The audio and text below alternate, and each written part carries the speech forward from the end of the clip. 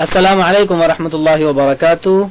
أعزائي المشاهدين، مرحبا بكم في هذه الحلقة الجديدة بعد غياب طويل، ممكن بسبب انشغالي وممكن بسبب تكاسل من ناحية أخرى، وأنا معكم بحلقة جديدة. نحن سنتناول طبعا يعني كالعادة بعض الأخبار أو شيء من إعلام العربي الذي تبثه المجلات والصحف أو طبعا يعني القنوات الفضائية. طبعا نحن يعني لا نشاهد يعني لن نشاهد في هذه الحلقة طبعا يعني القنوات الفضائية، ولكن هذه الصحف كما أنتم تشوفون أمامكم. فطبعا هناك يعني سنشوف بعض الصحف والمجلات العربية العالمية وأهم العناوين في هذه الأيام. وكما أنتم تعلمون يعني أن هناك حدث طبعا يعني في هذه الأيام، أحداث يعني بشكل يومي، هناك كل يوم يعني أحداث كبيرة طبعا. ولكن يعني من أهم هذه الأحداث التي وقعت في الأسبوع الماضي أو الأسبوعين يعني الماضيين، طبعا هناك حدث كبير أو من أهم الأحداث هو حدث ما يتعلق ب يعني أفغانستان طبعا. يعني الصحف والمجلات العربية طبعا تتداول الأخبار التي تتعلق بأفغانستان وظروف أفغانستان. فهنا هذا الصفحة الرئيسية لبي بي سي، وأنتم تشوفون يعني هذا العنوان للخبر: أفغانستان تحت حكم طالبان، بايدن يحذر من هجوم جديد على مطار كابول. فطبعا يعني بعد أن سيطرت حركة طالبان على العاصمة الأفغانية كابول، فممكن قد تغيرت الظروف. فهناك كان يعني حدث قبل أيام، وأيضا بايدن الرئيس الأمريكي حذر من هجوم جديد، يعني ممكن سيكون هجوم محتمل، هجوم متوقع، ممكن يستهدف مطار كابول خلال ساعات، يعني الساعات القادمة ممكن هناك سيكون الحدث. فحذر الرئيس الأمريكي جو بايدن من هجوم جديد على مطار كابول يعني يوم الأحد، قائلا إن الهجوم محتمل بشكل كبير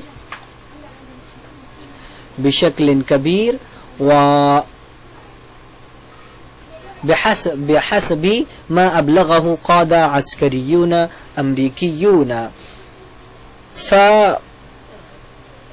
طبعا يعني يقول بايدن وممكن هو يعلن، ولكنه يعني ليس في أفغانستان، وليس هو من يعني يراقب هذه الأمور. طبعا يعني القادة العسكريون الأمريكيون هم يبلغونه هذه الأمور، هم يخبرون. فكما أخبره القادة العسكريون الأمريكيون عن هجوم محتمل، فأعلن به جو بايدن. وكما قالت السفارة الأمريكية في كابول في تحذير أمني نظرا لوجود تهديد محدد وموثوق يتعين على جميع الأمريكيين الموجودين على مقربة من مطار كابول مغادرة منطقة المطار فورا.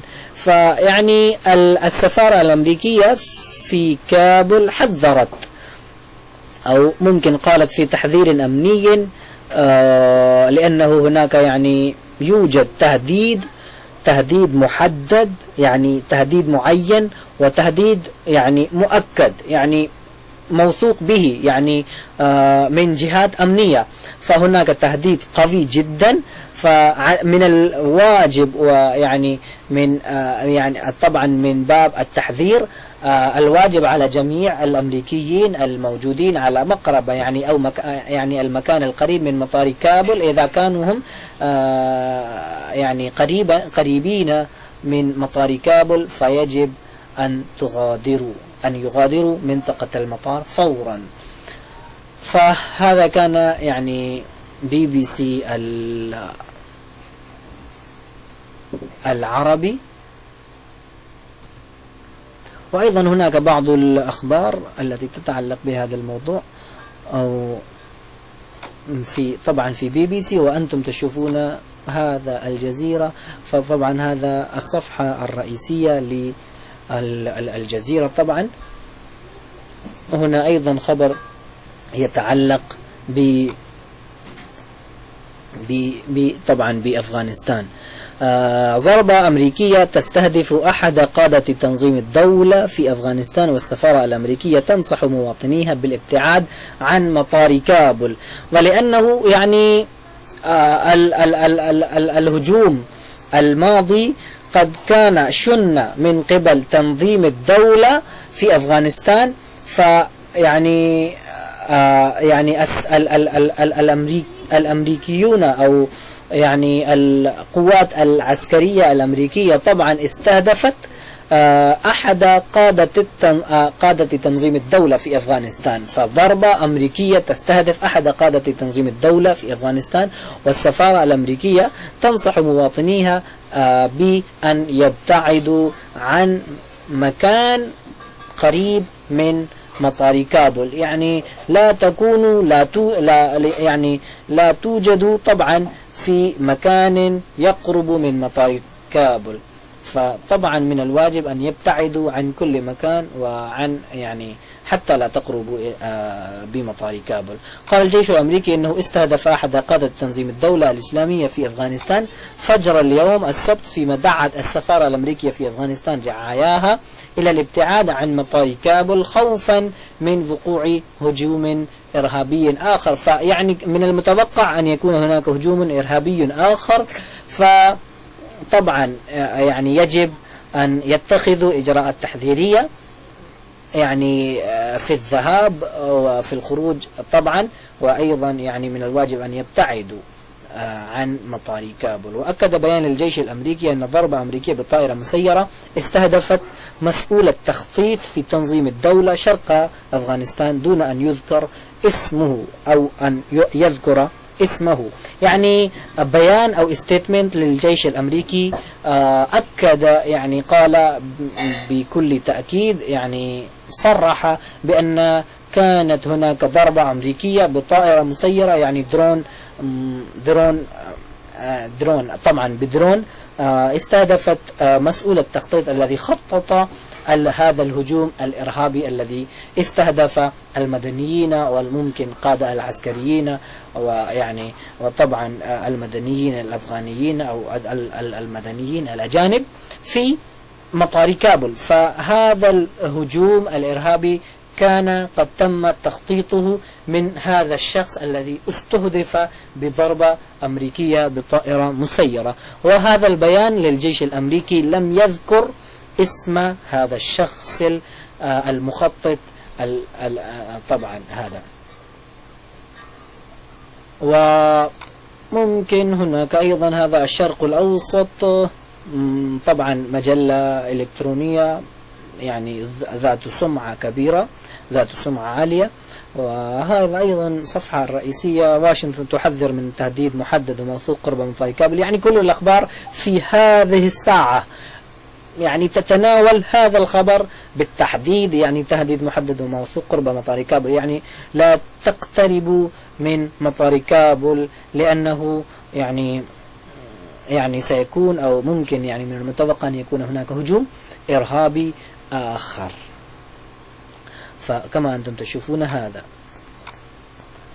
وأيضا ممكن هذا طبعا CNN العربية، وأنتم تشوفون هنا الخبر الآخر. طبعا من حسن الحظ هناك خبر آخر محمد بن راشد وأمير قطر والسيسي ووزير خارجية إيران أبرز اللقاءات التي شهدها مؤتمر بغداد. فهذه القادة السياسيون من دول العديدة قد اجتمعوا طبعا في مؤتمر بغداد. فطبعا هذه القادة السياسيون اجتمعوا والتقوا بعضهم ببعض في مدينة بغداد العاصمة العراقية. أنتم تشوفون الصورة. دبي الإمارات العربية المتحدة CNN. طبعا هذا يعني هنا مركز CNN في دبي. شهد مؤتمر بغداد للتعاون والشراكة الذي ضم قادة دول في الشرق الأوسط بالعاصمة العراقية بغداد السبت لقاءات ثنائية بارزة ومهمة بين القادة والوزراء نسرد فيما يلي أبرز تلك اللقاءات. فطبعا الإمارات العربية المتحدة كما أنا سبق أن قلت يعني هنا مركز CNN العربية. فطبعا يعني تم نشر هذا الخبر من دبي. طبعا شهد مؤتمر بغداد للتعاون والشراكة الذي ضم كذا. فهناك ممكن بعض الكلمات لقاءات ثنائية، يعني لقاءات ثنائية بارزة، يعني لقاءات من طرفين. ممكن يعني يقال بالإنجليزية طبعا يقال bilateral talks. اللقاءات الثنائية بارزة، يعني المهمة وأيضا مهمة طبعا يعني في المعنى القريب. القادة والوزراء نسرد فيما يلي، يعني نبين. نسرد يعني نبين. سرد معناه بين أو قال أو حدث، ونسرد بمعنى نبين أو نصرح فيما يلي، يعني في السطور التالية أو السطور القادمة نحن سنبين أبرز تلك اللقاءات، يعني اللقاءات المهمة. فممكن هنا لقاء محمد بن راشد يلتقي مع أمير قطر. فمحمد بن راشد يلتقي أمير قطر. وهنا ممكن تشوفون تغريدة لشيخ محمد بن راشد أثناء لقائي مع أخي صاحب السمو الشيخ تميم بن حمد آل ثاني أمير دولة قطر حفظه الله. الأمير تميم شقيق وصديق والشعب القطري قرابة وصهرا طبعا، والمصير الخليجي واحد كان وسيبقى. حفظ الله شعوبنا وأدام أمننا واستقرارها ورخاءها. طبعا السيسي يلتقي أمير قطر. فممكن هناك لقاءات، يعني لقاء محمد بن راشد طبعا مع أمير قطر، وأيضا لقاء السيسي مع أمير قطر تميم بن حمد كما أنتم تشوفون. بلى السيد الرئيس عبد الفتاح السيسي على هامش مؤتمر بغداد للتعاون والشراكة الشيخ صباح الخالد الصباح رئيس مجلس الوزراء الكويتي. طبعا هذا. ومحمد بن راشد يلتقي عبد اللهيان. من هو اللهيان؟ أجرى الشيخ محمد بن راشد اللقاء بوزير الخارجية الإيراني طبعا الجديد حسين أمير عبد اللهيان. فهو يعني وزير الخارجية الإيراني الجديد. فمحمد بن راشد قد التقى واجتمع به. ماكرون يلتقي أمير قطر. أيضا التقى أمير قطر الشيخ تميم بن حمد آل ثاني بالرئيس الفرنسي مانويل ماكرون، وناقش أوجه التعاون بين بلديهما وفقا لوكالة الأنباء القطرية الرسمية. فهذه اللقاءات ممكن هذا الخبر يتعلق بلقاءات في مدينة بغداد. فأعزائي المشاهدين هذا يعني أهم الأخبار، يعني ليست يعني كلها، ممكن يعني بعضها، وهناك يعني جرائد وصحف عربية مهمة جدا ونحن يعني قد شفنا بعضها. فهنا نكتفي بهذا الفيديو، وأنا أرجو أنه قد أعجبكم، وأرجو منكم الدعم والاشتراك بالقناة ومشاركة الفيديو مع أصدقائكم. شكرا. السلام عليكم ورحمة الله وبركاته.